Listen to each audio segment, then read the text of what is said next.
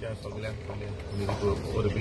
परबी आणि हे जो भंडारा जो आयज येता मिराबागान तो आमी आयज निशोध करपाक येयल्या ऑन बिहाफ ऑफ गोंयचो राखणदारांचो एकवट.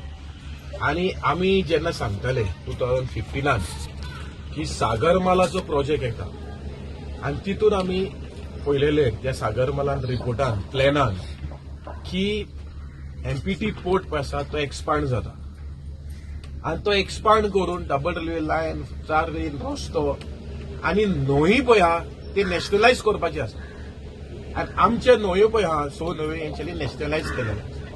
आता रिव्हर जुवारी पळय आसा ती आमी पळयलेली आसा, ही नॅशनलायज जालेली आसा.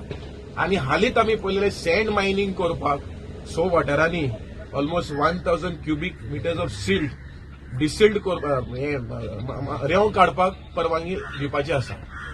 आता हो सेकंड प्रोजेक्ट पळय आसा हो आयज बंदारा आसा आणि मागीर जेटी येवपाची आसा. सगळे त्याच वेवस्थीत येता आणि हे सगळे प्रोजेक्ट पळय आसा हे गांवच्या लोकांच्या हिताचेर ना.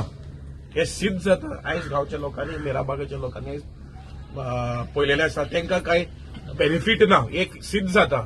आणि हे सगळे ह्या रिव्हराच्या भोंवतणी हे आयदर डॅम यार जेटी हाडपाचे काम हे सरकार करपाचे हितून आसा.